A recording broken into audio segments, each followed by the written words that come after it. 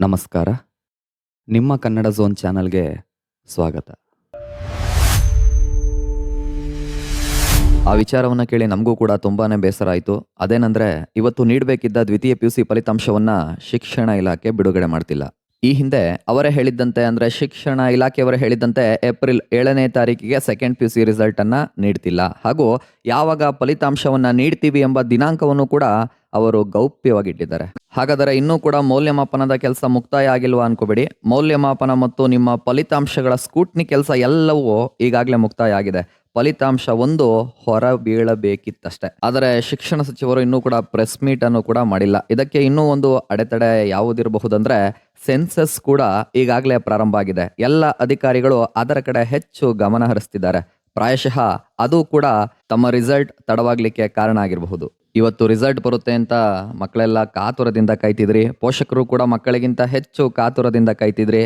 ಯಾವುದೇ ಚಿಂತೆ ಪಡುವ ಅಗತ್ಯ ಇಲ್ಲ. ಬಹಳ ಬೇಗನೆ ನಿಮ್ಮ ಫಲಿತಾಂಶ ಹೊರ ಬೀಳಲಿದೆ. ಫಲಿತಾಂಶದ ಬಗ್ಗೆ ಒಂದು ಸಣ್ಣ ಸುಳಿವು ಸಿಕ್ಕರೂ ಕೂಡ ಅದನ್ನ ತಮಗೆ ತಿಳಿಸ್ತೀವಿ.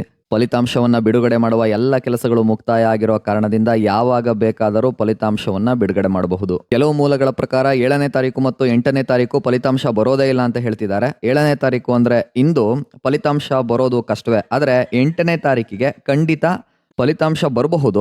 ಅಕಸ್ಮಾತ್ ಬರಲಿಲ್ಲ ಅಂತಂದ್ರೆ ಯಾವ ದಿನಾಂಕದಂದು ಫಲಿತಾಂಶವನ್ನ ಬಿಡುಗಡೆ ಮಾಡ್ತಾರೆ ಎಂಬಂತ ದಿನಾಂಕ ಅಂತೂ ತಿಳಿಯುತ್ತೆ. ಅದು ನಿಮಗೆ ಹೇಗೆ ತಿಳಿಯುತ್ತೆ ಅಂತನಾ? ಫಲಿತಾಂಶ ಬಿಡುಗಡೆ ಮಾಡುವ ಮುನ್ನ ಮಾನ್ಯ ಶಿಕ್ಷಣ ಸಚಿವರು ಪ್ರೆಸ್ ಮೀಟ್ ಅನ್ನ ಮಾಡ್ತಾರೆ. ಆ ಪ್ರೆಸ್ ಮೀಟ್ ಮಾಡುವ ಹಿಂದಿನ ದಿನವೇ ಮಾಧ್ಯಮಗಳಿಗೆ ತಿಳಿಸಿರ್ತಾರೆ. ಅಂದ್ರೆ ನಾಳೆ ಫಲಿತಾಂಶ ಬಿಡುಗಡೆ ಆಗಲಿದೆ ಅಂತಂದ್ರೆ ಇವತ್ತು ಮಾಧ್ಯಮಗಳಲ್ಲಿ ಪ್ರಕಟ ಆಗುತ್ತೆ, ನಾಳೆ ಫಲಿತಾಂಶ ಬಿಡುಗಡೆ ಆಗ್ತಿದೆ ಅಂತ ಅಧಿಕೃತವಾಗಿ ಅವರಿಗೆ ಮಾಹಿತಿಯನ್ನ ನೀಡ್ತಾರೆ.